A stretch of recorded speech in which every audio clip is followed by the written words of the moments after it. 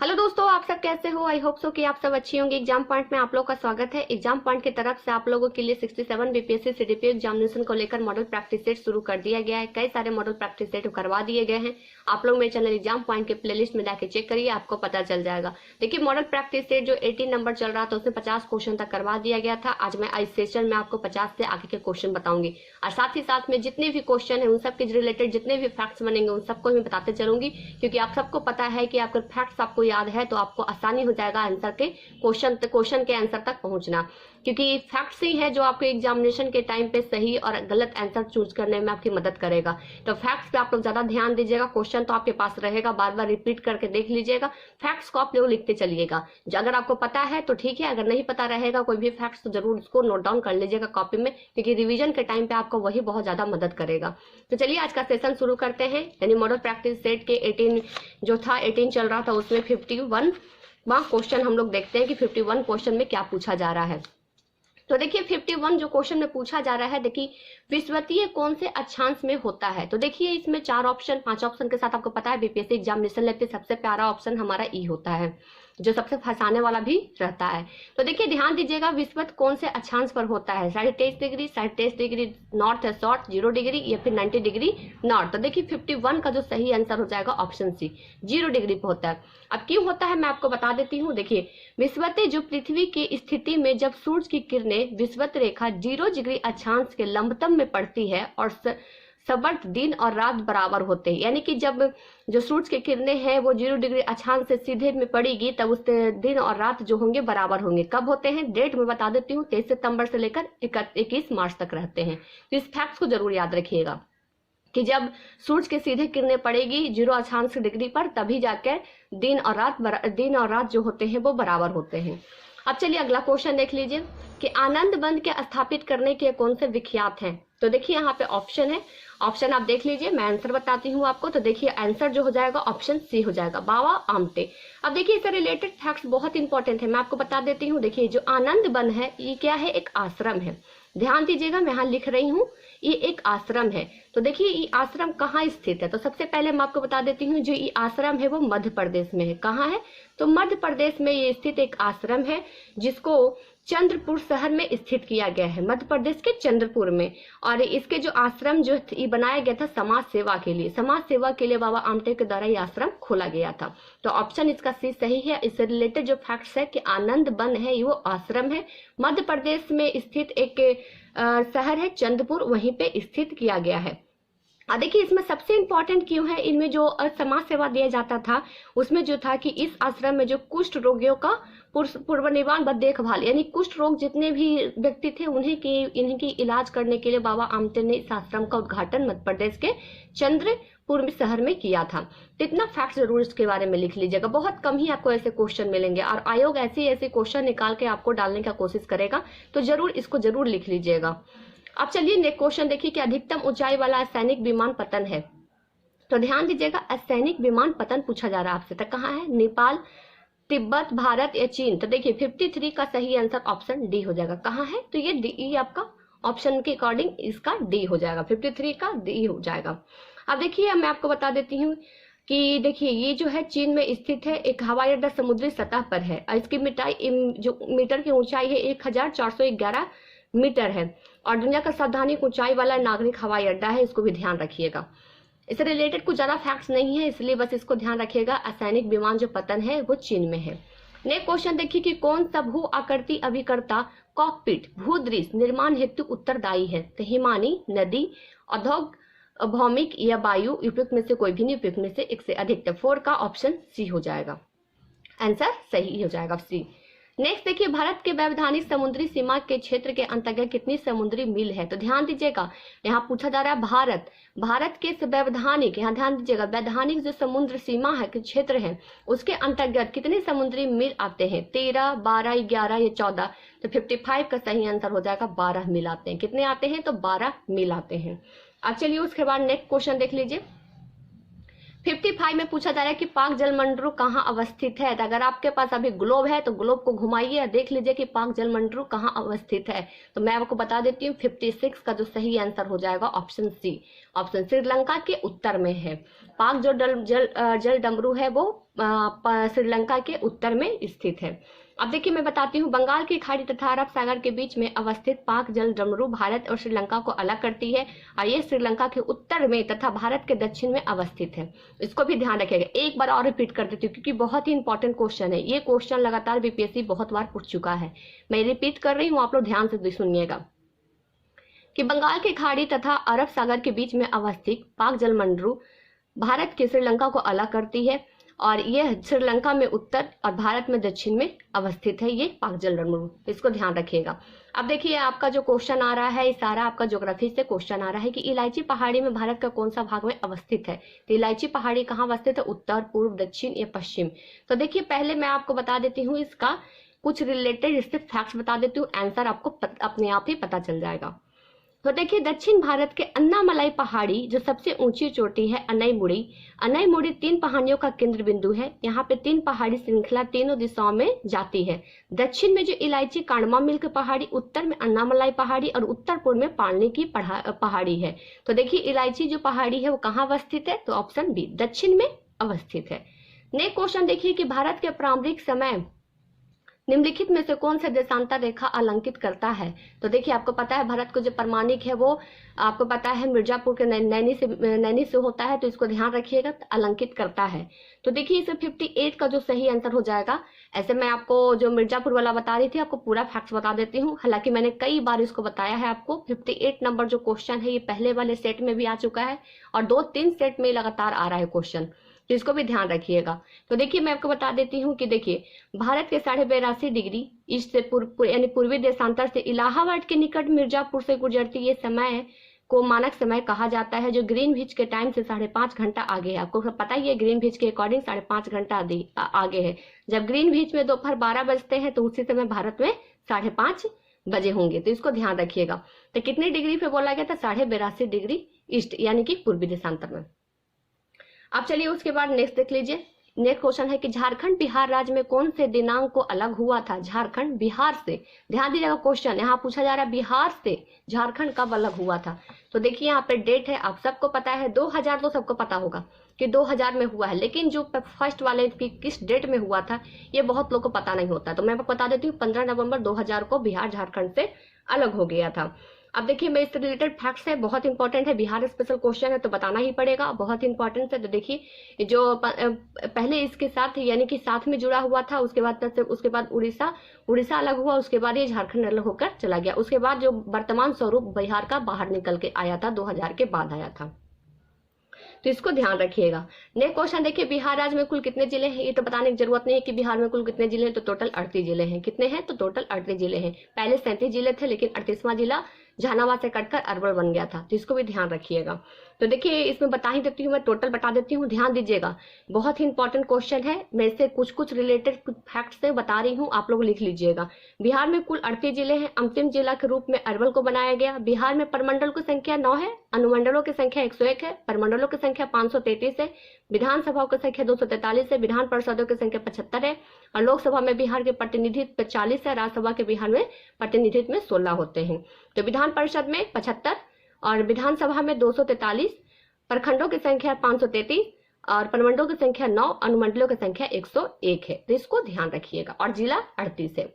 अब चलिए उसके बाद नेक्स्ट देख लीजिए कि रेडियोधर्मी तरबित उत्सर्जित होता है यानी उत्सर्जित होता है किससे। तो देखिए यहाँ पे 61 का सही आंसर ऑप्शन बी हो जाएगा, यानी कि ये अल्फा किरणें या बीटा किरणें से होता है। अब देखिए निम्नलिखित में से कौन सा जैव मात्रा स्रोत नहीं है। तो देखिए जैव मात्रा स्रोत के गोबर गैस, कोयला, लकड़ी, नाभिकीय ऊर्जा था। 62 का सही आंसर हो जाएगा, नाभिकीय ऊर्जा ये है, जैव मात्रा स्रोत नहीं है। अब देखिए मैग्नाइट क्या है, इसका फॉर्मूला पूछा जा रहा है, मैग्नाइट का फॉर्मूला।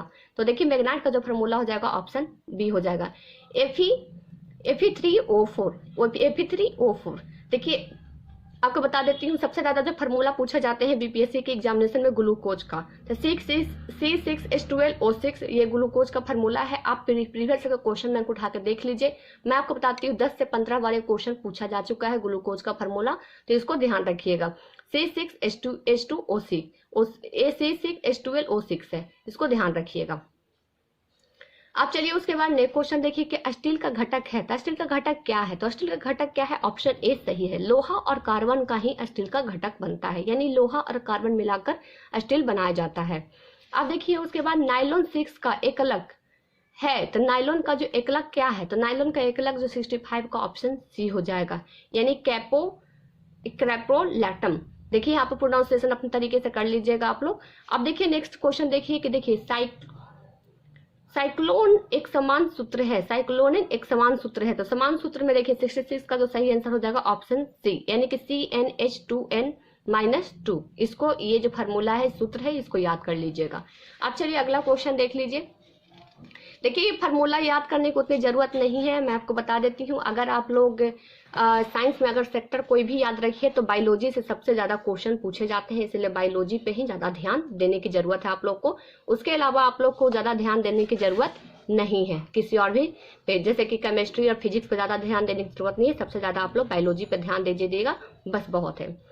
अब चलिए 67 में पूछा था कि गैस रिसाव के पता लगाने के इस्तेमाल में कार्बनिक यौगिक क्या है? तो देखिए जो गैस रिसाव होता है उसे पता लगाने के लिए यौगिक क्या है? मिथेन, इथेनॉल, मेरकैप्टन, कैप्टन, एथेन या ब्यूटेन। तो देखिए 67 का जो सही आंसर हो जाएगा ऑप्शन सी, ऑप्शन सी सही हो जाएगा, यानी कि इथेनॉल, इथाइल मार्कैप्टन जो था वो कार्बनिक यौगिक में इस्तेमाल किया जाता है। जब गैस रिसाव होता है तो स्मेलिंग होती है, उसी वही स्मेलिंग में ये जो कार्बनिक यौगिक पाया जाता है।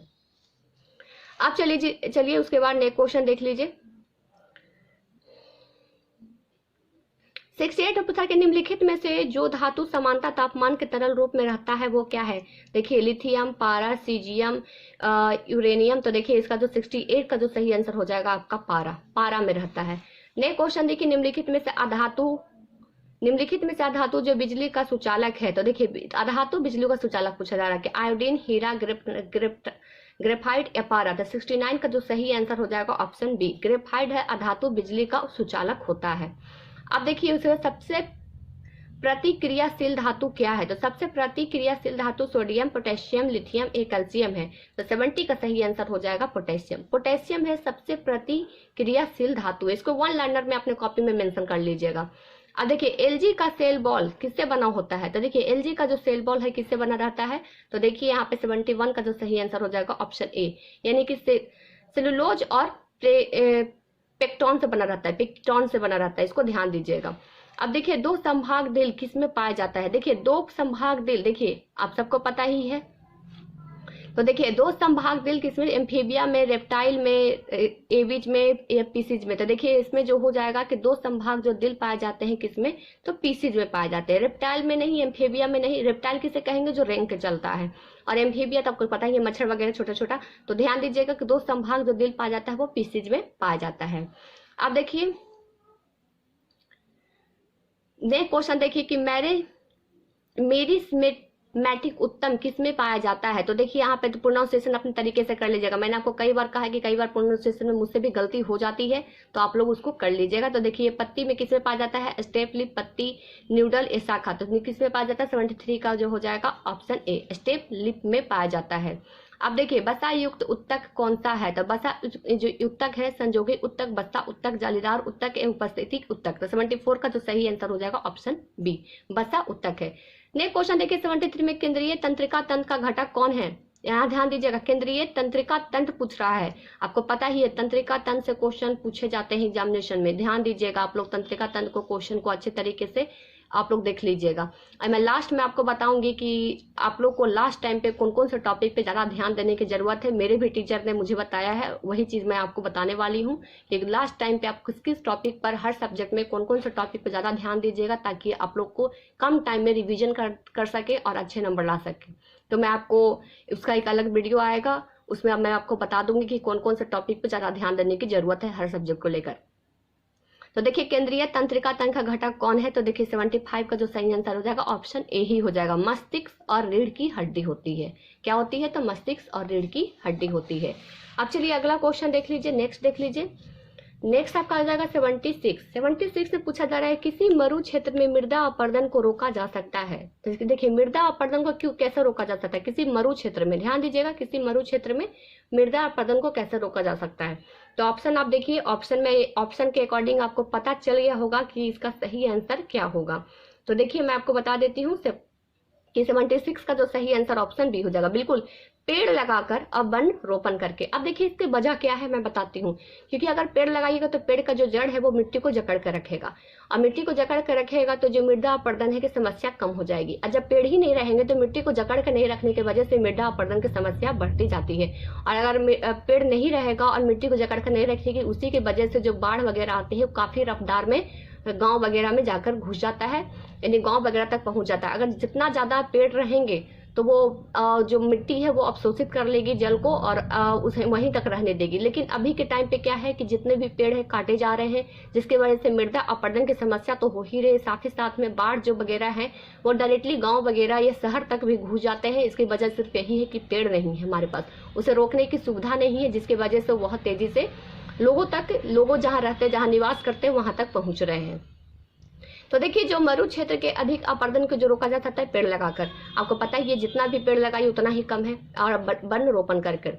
नेक्स्ट क्वेश्चन देख लीजिए, भारत में तेल सबसे पहली स्थापित की गई थी, यानी कि सबसे पहले जो परिकरण शाला जो स्थापित किया गया था, कहाँ किया गया था, बरौनी, डिगबोई, विशाखापट्टनम या मुंबई। तो 77 का जो सही आंसर हो जाएगा ऑप्शन सी डिगबोई में सबसे पहले जो हुआ था वो स्थापित किया गया था। अब देखिए मैं आपको बता देती हूँ, भारत के असम में तिनसुकिया जिले में स्थित डिगबोई, कहाँ है डिगबोई, असम के तेल प्रतिशोधक यंत्र है, न केवल भारत बल्कि एशिया का सबसे पुराना तेल संयंत्र यानी ऑयल रिफाइनरी है, जो भारत में पहली वाणिज्य तेल संयंत्र सफलतापूर्वक 1889 में स्थापित किया गया था। कब? तो 1889 में, इसको ध्यान रखिएगा, 1889 में स्थापित किया गया था। डिगबोई कहाँ है? तो असम में, इसको भी ध्यान दीजिएगा, असम में। नेक्स्ट क्वेश्चन देखिए कि बीकन का प्रकाश के रूप में प्रयुक्त है, निष्क्रिय गैस है, तो क्या है? देखिए बीकन में निष्क्रिय गैस क्या होता है, तो देखिए KRHEARNE, ये सबका आपको सूत्र पता ही होगा, इस सब के नाम आपको पता ही होंगे। तो 78 का जो सही आंसर है ऑप्शन डी, NE सही है। NE नियॉन, क्या कहेंगे इसको? नियॉन, ध्यान दीजिएगा, नियॉन है, इसको नियॉन बोलते हैं। अब चलिए उसके बाद नेक्स्ट क्वेश्चन देख लीजिए। नेक्स्ट क्वेश्चन है कि बेकिंग सोडा का रासायनिक नाम क्या है? कई बार पूछा, रासायनिक नाम तो आपसे एक दो पूछा जाएगा, लेकिन सबसे जो इम्पोर्टेंट है, फेवरेट क्वेश्चन है बीपीएससी का, यही बेकिंग सोडा बना हुआ है। तो पूछा जाएगा कि बेकिंग सोडा का रासायनिक नाम क्या है? तो देखिए मैं इसको बता देती हूँ कि इसका 79 का जो सही आंसर हो जाएगा आपका ऑप्शन बी हो जाएगा, यानी कि सोडियम बाइकार्बोनेट। इसका जो फार्मूला है मैं आपको बता देती हूँ, NaHCO3 है, इसका जो फार्मूला जो सूत्र हो जाएगा NaHCO3 हो जाएगा, इसको भी ध्यान रखिएगा। अब देखिए इसे पूछा कि निम्नलिखित में से कौन सा विटामिन गर्म होने पर नष्ट हो जाता है, यानी कौन सा ऐसा है जिसको गर्म करने पर वो नष्ट हो जाता है? Vitamin A, vitamin C, vitamin B, vitamin D. तो 80 का जो सही आंसर हो जाएगा विटामिन सी। विटामिन सी जो होता है वो गर्म करने पर नष्ट हो जाता है। विटामिन सी जो सबसे ज्यादा मात्रा में पाया जाता है, आप सबको पता ही है। देखिए मैं आपको बता दूं, सबसे पहले इससे रिलेटेड मैं बताती हूँ फैक्ट्स। विटामिन की जो खोज किया था फंक के द्वारा 1911 में किया गया था। यह प्रकार के कार्बन यौगिक है, इसमें कैलोरी नहीं बल्कि कैलोरी प्राप्त होती है, परंतु शरीर में उपायच रासायनिक अभिक्रिया के नियम के अतिबंध करता है। किसके द्वारा खोजा गया था? तो फंक के द्वारा खोजा गया था। मैं लिख देती हूँ यहाँ थोड़ा सा, फंक के द्वारा खोजा गया था। कब? तो 1911 में खोजा गया था। और ऐसा कोई विटामिन है जो गर्म करने पर खत्म हो जाता है, तो विटामिन सी। अब आप मुझे कमेंट करके बताइए कौन कौन सा ऐसा पदार्थ है जिसमें विटामिन सी पाया जाता है। अब चलिए नेक्स्ट क्वेश्चन देख लीजिए। नेक्स्ट है कि पाचन है भोजन को, तो देखिए पाचन है भोजन को, डैश दे दिया है, तो देखिए यहाँ पे ऑप्शन है, तो ऑप्शन के अकॉर्डिंग 81 का जो सही आंसर हो जाएगा वो ऑप्शन ए हो जाएगा। जटिल एवं सरल अणुओं के रूप में बदलने की क्रिया है। देखिए जटिल जो सरल अणु है उसको बदलने की क्रिया को ही पाचन कहते हैं, जो भोजन को पाचन में कन्वर्ट कर देता है। अब चलिए उसके बाद नेक्स्ट क्वेश्चन देख लीजिए कि वायु में 0 डिग्री से ध्वनि तरंग वेग कितनी होती है? तो देखिए वायु से जो 0 डिग्री पर ध्वनि तरंग कितनी होती है? तो देखिए 82 का जो सही आंसर हो जाएगा ऑप्शन बी, 331 मीटर सेंटीमीटर की इसकी रफ्तार होती है, तरंग की रफ्तार होती है। अब चलिए उसके बाद जो आ गया नेक्स्ट क्वेश्चन 83 की शताब्दी एक्सप्रेस गाड़ी का नाम किस शतवर्षीय संबोधित किया गया था? तो देखिए शताब्दी एक्सप्रेस जो गाड़ी है किनके व्यक्ति के कब किया गया था? महात्मा गांधी, भारतीय राष्ट्रीय कांग्रेस, स्वतंत्रता, भारत का स्वतंत्रता युद्ध, ये इंदिरा गांधी। 23 का जो सही आंसर हो जाएगा ऑप्शन ई। क्या हो जाएगा? इन सब में से कोई भी नहीं। तो देखिए इसका जो सही आंसर हो जाएगा मैं आपको बता देती हूँ। प्रथम शताब्दी रेलगाड़ी जो स्थापित की गई थी 1978 ईस्वी में चलाई गई थी। पूर्व रेल मंत्री माधवराव सिंधिया ने भारत के प्रथम प्रधानमंत्री जवाहरलाल नेहरू के जन्म शताब्दी के अवसर पर 1988 में इस रेलगाड़ी का उद्घाटन किया था, आरंभ किया था। इस ट्रेन नई दिल्ली से झांसी की ओर जाती है, जिसे बाद में भोपाल तक भी चलाया गया था। तो ध्यान दीजिएगा किनके नाम पर, तो ये जवाहरलाल नेहरू के नाम पर, जो पूर्व रेल मंत्री थे 1988 में जो मंत्री थे कौन थे? माधवराव सिंधिया। अभी चला था कब जन शताब्दी? तो ध्यान दीजिएगा जन शताब्दी जो चला था 1988 में ही चलाया गया था। किनके द्वारा था? माधवराव सिंधिया के द्वारा। कब से कब तक? तो देखिए कहां से कहां तक चलाया गया था? तो दिल्ली से झांसी तक, बाद में भोपाल तक भी इसे चला दिया गया था। तो इन सब में से किसी का नाम नहीं होगा बल्कि जवाहरलाल नेहरू का। तो यहाँ पे आपको लिख देती हूँ जवाहरलाल नेहरू, JWL, ठीक है। अब चलिए उसके बाद नेक्स्ट क्वेश्चन देख लीजिए कि निम्न में से कौन से रबी फसल नहीं है। देखिए रबी और खरीफ कई बार मैंने बता चुकी हूँ आपको बहुत अच्छे तरीके से, रबी में कौन आता है, खरीफ में कौन आता है। तो रबी फसल कौन नहीं है? 34 का हो जाएगा बी।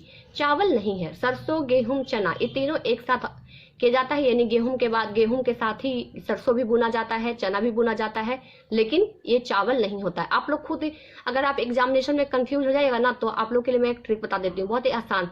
ठंडी के टाइम पे आप लोग देखे होंगे सबके घर में, सबसे पहले तो गेहूं तो आप जान ही रहे ठंड के टाइम पे बुना जाता है और मार्च में आपको काटा जाता है। तो देखिए जब गेहूं के साथ साथ ना आप लोग गांव वगैरह में रहते हैं तो पता ही होगा, जो शहर में रहते हैं देखते होंगे हरे भरे बिल्कुल ठंडे के टाइम पे हरा हरा साग वगैरह मार्केट में दिखेगा। तो बस याद कर लीजिएगा कि साग वगैरह, चना यानी कि चना का साग भी होता है, चना, सरसों वगैरह, ये सब रबी फसल में आता है। और रबी फसल में कौन नहीं आता? तो चावल नहीं, तो ये खरीफ में आता है। ध्यान दीजिएगा ये खरीफ फसल में आता है। तो बस थोड़ा सा आप लोग अपने घर की तरफ अगर नहीं आता तो अपने घर की तरफ माइंड करिएगा कि आपके घर में ठंड के टाइम पे ज्यादा करके यूज क्या होता है। तो आप लोग देखे होंगे सरसों का साग भी आपके घर में आता होगा, गेहूं तो बुनाई होती ही है, चना का साग भी आता होगा, तो आप लोग साग उसके खाते भी होंगे। जो गांव में है उनको तो खाते हैं, और मैं आपको बता देती हूँ मुझे बहुत पसंद है तो मैं खाती हूँ। मेरी मम्मी यहाँ पे लाती हैं और बनाती हैं तो मैं यहाँ पे खाती हूँ। और गांव वगैरह में भी जाती हूँ मैं तो मैं देखी हूँ सरसों का पौधा बहुत ही खुशनुमा होता है और बिल्कुल पीले पीले इसके फूल होते हैं। आप लोग पिक्चर या बहुत जगह पे देखे होंगे, कई लोग ज्यादा करके इसमें फोटो भी क्लिक करवाते हैं। तो बस थोड़ा सा माइंड को रखिएगा, खरीफ और रबी में बहुत दिक्कत होता है। मैं आपको खुद बता सकती हूँ, कई बार मेरे साथ भी हुआ है। अच्छा से अगर माइंड कॉन्सेंट्रेट नहीं किया तो मेरे साथ भी गलती हुआ है, लेकिन आप लोग थोड़ा सा दिमाग को घुमाइएगा, आपका आंसर मिल जाएगा। अब चलिए नेक्स्ट देखिए, कोलकाता से दिल्ली किसके द्वारा जुड़े हुए हैं। तो कोलकाता और दिल्ली किससे जुड़ा है, कौन सा NH से जुड़ा हुआ है। तो 85 का जो सही आंसर हो जाएगा ऑप्शन बी, NH नंबर 2 से जुड़ा है, यानी कि नेशनल हाईवे 2 से जुड़ा हुआ है दिल्ली और कोलकाता। अब देखिए भारत के सबसे सूखा भाग क्या है। तो सबसे सूखा भाग क्या है, जम्मू कश्मीर, गुजरात, मध्य प्रदेश या पश्चिमी राजस्थान। तो इस सब का जो सही आंसर आपको पता ही चल गया होगा कि पश्चिमी राजस्थान तो सबसे सूखा हुआ है। अब देखिए मुंबई हाई किससे संबंधित है। तो देखिए मुंबई हाई पेट्रोलियम, मकबरा, इस्पात या फिर जूट पटसन से। तो 87 का आपको पता ही है कि जूट पटसन बिल्कुल नहीं होगा, मकबरा तो बिल्कुल भी नहीं होगा। थोड़ा सा कंफ्यूजन आपका होगा पेट्रोलियम इस्पात में। तो देखिए इस्पात नहीं है, मुंबई हाई पेट्रोलियम के लिए फेमस है।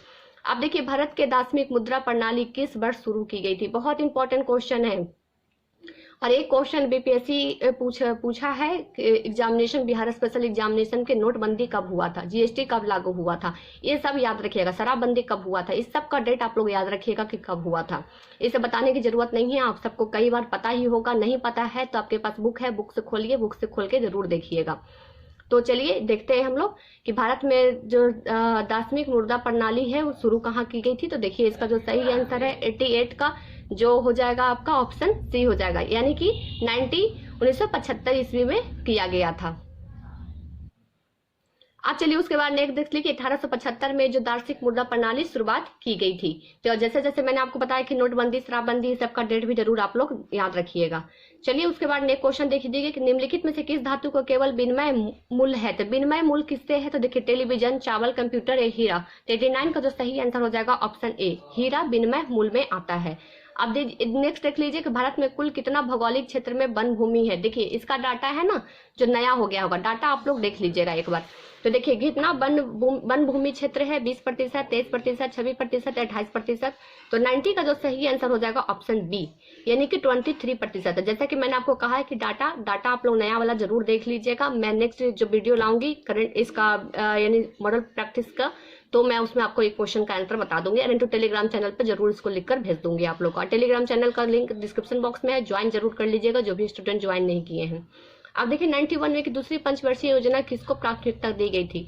तो देखिए दूसरी पंचवर्षीय जो योजना थी उससे प्राथमिकता किसकी थी, कृषि, भारी उद्योग, सेवाएं या विदेशी व्यापार। तो 91 का जो सही आंसर हो जाएगा भारी उद्योग को सबसे पहले जो प्रथम पंचवर्षीय योजना में कृषि का, दूसरा भारी उद्योग को दिया गया था। तो इसको जरूर ध्यान रखिएगा कि जो दूसरी जो पंचवर्षीय योजना थी उसमें सबसे ज्यादा किसका दिया गया था, तो भारी उद्योग को रखा गया था। अब देखिए किस राज्य में एक निर्वाचन याचिका का निर्माण करने का अधिकार किसको है। तो देखिए राज्य के लिए निर्वाचन याचिका का निर्णय करने का अधिकार किसको दिया गया है, संसद, उच्च न्यायालय, उच्चतम न्यायालय या फिर चुनाव आयोग। तो देखिए उच्चतम न्यायालय आपका यहाँ पे दिक्कत होता है थोड़ा सा स्टूडेंट लोग को, तो देखिए सुप्रीम कोर्ट, ये आपका हाई कोर्ट हो जाएगा, तो इसको ध्यान रखिएगा। तो देखिए जो राज्य में निर्वाचन याचिका है उसको अधिकार किसको दिया गया, तो 92 का जो सही आंसर हो जाएगा ऑप्शन सी, यानी कि उच्च न्यायालय का। राज्य है तो उच्च न्यायालय करेगा, केंद्र पे हो जाएगा तो उच्चतम न्यायालय करेगा, तो इसको ध्यान रखिएगा 92 का।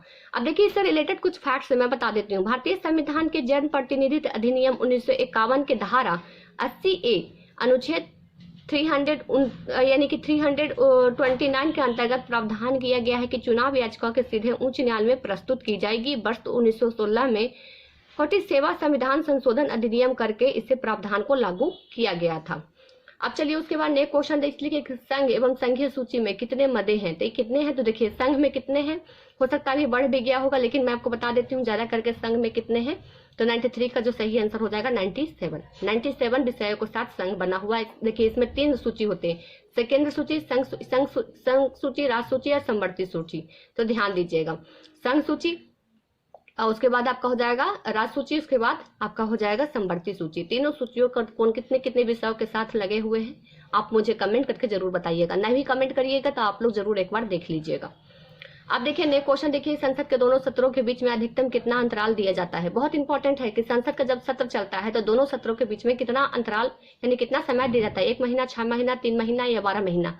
94 का सही आंसर हो जाएगा ऑप्शन सी, 6 महीने के करके अंतराल दिए जाते हैं। और जब उसके बाद ये आपातकाल भी लगाया जाता तो 6 महीने करके भी उसे बढ़ाया जाता है, इसको भी ध्यान रखिए। आपातकाल की घोषणा तीन आपातकाल है, 352, 56 और 60 है, इसको ध्यान रखिएगा। अब देखिए संविधान के मूल कर्तव्य कब शामिल किए गए थे। तो देखिए आपको पता है मूल कर्तव्य पहले 10 थे लेकिन अब 11 हो गए हैं। कितने हो गए हैं, तो 11 हो गए हैं। अब मूल कर्तव्य एक जापान संविधान में सिर्फ अपनाया गया है, यानी कि जापान संविधान में ही इसको जापानी संविधान के द्वारा ही इसको जापान में ही ज्यादा करके लागू किया गया है। बाकी भारत में इसे मूल कर्तव्य के लिए आपको कभी भी दंड नहीं दिया जाएगा, तो इसको ध्यान रखिएगा। तो संविधान के मूल कर्तव्य कब कितने हैं, तो टोटल 11 रहते हैं। यहाँ पूछा जा रहा है कि शामिल कब किए गए, तो देखिए 95 का जो सही आंसर हो जाएगा ऑप्शन बी, 1976 में से शामिल किया गया है, इसको ध्यान रखिएगा। अब देखिए मैं आपको बता देती हूँ संविधान के 42वें संविधान संशोधन। तो ये 42वें और 40वें संविधान संशोधन का डेट मैंने आपको बताया था कि जब 42 है तो दोनों को प्लस कर दीजिए तो 6 हो जाएगा, तो यानी 1976। 44 है दोनों को प्लस कर दीजिए तो 8 हो जाएगा, यानी 1978 हो जाएगा। मैंने कई बार आपको ये ट्रिक बता दिया है एग्जामिनेशन में सबसे ज्यादा। और जब भी आप संविधान संशोधन याद करिए तो ये जो 42 है और 44, 42 और 44 जो हो जाएंगे वो संविधान संशोधन आप लोग बहुत अच्छे तरीके से देखिएगा। खास करके 42 संविधान संशोधन में बहुत सारे संविधान संशोधन हुए, तो 42 और 44 ज्यादा करके एग्जाम में पूछे जाते हैं, तो इन्हीं दोनों पे ज्यादा ध्यान देने की जरूरत है आपको। तो देखिए मैं बता रही थी आपको कि संविधान के 42वें संविधान संशोधन 1976 के अंतर्गत भारतीय संविधान के अनुच्छेद 51 का में 10 मूल कर्तव्यों को सूची रह गई थी और सरदार स्वांसी की समिति की सिफारिश के आधार पर संशोधन किया गया। अब भारत में मूल कर्तव्यों की सूची के पूर्व श्वेतीय संघ के संविधान में ग्रहण किया गया, लेकिन 2002 के बाद इसे 2002 या 2005 के बाद इसे मूल कर्तव्य में टोटल 11 है, इसको ध्यान दीजिएगा। किनके समिति पर, तो सरदार स्वर्ण सिंह की समिति पर रखा गया था। कितने में है, तो देखिए यहाँ पर मैं लिख देती हूँ 51 के का में रखा गया है, अब सबको पता ही होगा। अब चलिए उसके बाद नेक्स्ट देख लीजिए कि देश में छोटे किसानों को परिभाषित किया गया है वो किसान जिनके पास जोत नहीं है। तो देखिए जोत नहीं है वो क्या है, 1 हेक्टेयर से कम, 2 हेक्टेयर से कम, 2 से 3 हेक्टेयर से कम, या फिर 3 से 4 हेक्टेयर। तो देखिए 96 का जो सही आंसर हो जाएगा ऑप्शन बी, यानी कि 1 से 2 हेक्टेयर में ही छोटे किसानों को परिभाषित किया गया जिनके पास जोत नहीं है। अब चलिए उसके बाद नेक्स्ट क्वेश्चन देख लीजिए। नेक्स्ट क्वेश्चन देख लीजिए। सबसे पहले तो मैं आपको बताती थी 96 से रिलेटेड एक फैक्ट है कि भारत में छोटे किसानों का तात्पर्य किसान के स्वामी, पट्टेदार व साझेदारी के रूप में किया जाता है। 1 से 2 हेक्टेयर यानी 2.5 या फिर 5 एकड़ की भूमि खेती हो जाती है। सीमांत किसानी का तात्पर्य किसानों के लिए 1 हेक्टेयर भूमि पर की जाती है। तो इतना ध्यान रखिएगा। अब देखिए भारत में राष्ट्रीयकृत बैंकों की संख्या टोटल कितनी है। तो राष्ट्रीयकृत संख्या की टोटल संख्या कितनी है, तो देखिए इसका जो 97 का जो सही आंसर हो जाएगा आपका जो हो जाएगा वो सही आंसर ऑप्शन सी हो जाएगा। ऑप्शन सी 20 हो जाएगा। देखिए मैं आपको बताती हूँ इससे रिलेटेड फैक्ट्स, हो सकता है इसका बढ़ भी गया होगा। मुझे भी इस राष्ट्रीयकृत बैंक शायद लग रहा है कि यहाँ पे 22 होना चाहिए। तो आप लोग मुझे कमेंट करके बता दीजिएगा, मैं भी एक बार रिचेक कर लूंगी, लेकिन मुझे यहाँ लग रहा है कि यहाँ पे टोटल 22 होगा।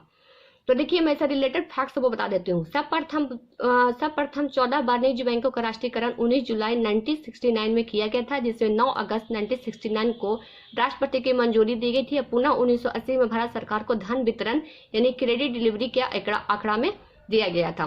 तो अभी जो भारत में राष्ट्रीयकृत जो बैंक है 20 की जगह शायद मुझे 22 लग रहा है। आप लोग कमेंट करके जरूर बता दीजिएगा मुझे भी, और मैं भी आपको बता दूंगी। तो देखिए यहाँ इसके अकॉर्डिंग तो आंसर यहाँ पे 20 दिया गया है, लेकिन इसमें है कितने, तो मैं अभी कंफ्यूज हूँ इस क्वेश्चन के साथ, इसलिए इसको मैं राउंड करके छोड़ देती हूँ। जब वीडियो कंप्लीट हो जाएगा मैं इसको खुद देख लूंगी और आप लोग भी मुझे कमेंट करके जरूर बता दीजिएगा, क्योंकि आप सबको पता है मैं भी एक बीपीएससी के स्टूडेंट हूँ, मुझसे भी गलती हो सकती है। अब देखिए 1854 से 1856 में क्रीमियन युद्ध में किसके बीच लड़ा गया था। तो देखिए किसके बीच में लड़ा गया था। तो देखिए यहाँ पे रूस और तुर्की, यूएस इंग्लैंड, रूस जापान, इंग्लैंड और फ्रांस। तो देखिए 98 का जो सही आंसर हो जाएगा ऑप्शन ए, रूस और तुर्की के बीच में जो लड़ा गया था वो 1854-56 में क्रीमियन युद्ध लड़ा गया था। नाम क्या था, तो क्रीमियन युद्ध था, इसको ध्यान रखिएगा। अब देखिए उसके बाद 99 क्वेश्चन के लास्ट सब पर एक प्रसिद्ध रिटसन चित्रकारी किसे श्रेष्ठ कृति दी गई है। तो देखिए इसका जो आंसर हो जाएगा 99 का ऑप्शन सी हो जाएगा। ऑप्शन सी इसका सही आंसर हो जाएगा। अब देखिए बराह मिहिर थे क्या थे। देखिए बराह मिहिर क्या थे, तो देखिए इसमें से जो सही आंसर हो जाएगा ऑप्शन डी, एक प्राचीन खगोलविद एस्ट्रोनॉमर थे। तो जो ये बराह मिहिर थे वो एक खगोलीय विद थे जिनको एस्ट्रोनॉमर के नाम से भी जाना जाता है। तो इसको ध्यान रखिएगा। तो चलिए आज का जो पूरे 50 क्वेश्चन यहाँ तक कंप्लीट होता है। जैसे कि मैंने आपको 50 से लेकर 100 तक करवाया, इन टोटल 50 बंच, आप 50 क्वेश्चन का बंच यहाँ तक कंप्लीट होता है। नेक्स्ट वीडियो में आपको 101 से लेकर 150 तक का जितने भी क्वेश्चन बचे होंगे सब करवा दूंगी, जिससे रिलेटेड सारे के सारे फैक्ट्स मैं आपको बताते चलूंगी। तो देखिए इससे रिलेटेड कुछ फैक्ट्स मैं बता देती हूँ कि बाहर के भौगोलिक के आपको पता है गणित ज्योतिषी थे जो 6ठी शताब्दी के उज्जैन के निवास करते थे। उन्हें मालवा के सुप्रसिद्ध शासक यशोधर्मन विक्रमादित्य के दरबार में 9 रत्नों यानी नवरत्नों में से एक रत्न माना जाता था। किसके, अकबर के नहीं, ध्यान दीजिएगा, विक्रमादित्य के दरबार के 9 रत्नों में से एक रत्न में इन्हें भी जगह दी गई थी। तो इसको ध्यान रखिएगा। जैसा कि मैंने आपको बताया कि टेलीग्राम चैनल को आप लोग ज्वाइन कर लीजिए। कभी कभी क्या होता है जब मैं आप लोगों को सेट प्रैक्टिस नहीं करवाती हूँ तो उस पर हर एक कोचिंग का सेट प्रैक्टिस मैं आपको दे रही हूँ प्रैक्टिस करने के लिए। उस पर जरूर प्रैक्टिस करिएगा। प्रैक्टिस करके अपने नंबर को जरूर मुझे कमेंट करके बताइएगा कि मैम इस सेट प्रैक्टिस का मुझे इतने नंबर आए, और रिलेटेड उसमें जितने भी रिलेटेड फैक्ट्स और उसका आंसर की होता है मैं उसको भी भेज देती हूँ। तो जो भी स्टूडेंट टेलीग्राम चैनल को ज्वाइन नहीं किए हैं ज्वाइन कर लीजिए, और डिस्क्रिप्शन बॉक्स में उसका लिंक मिल जाएगा। और मेरे वीडियो को अभी तक सब्सक्राइब लाइक नहीं किए तो कर दीजिए, और जो भी सब्सक्राइब करेंगे वो लोग बेल आइकन दबा दे देंगे ताकि मेरे वीडियो को नोटिफिकेशन आसानी से उनको मिल जाए। थोड़ी सी मेरी तबीयत खराब है इसलिए ज़्यादा अच्छे तरीके से आप लोग को आवाज़ नहीं जा रही होगी, इसके लिए मैं माफ़ी चाहूँगी।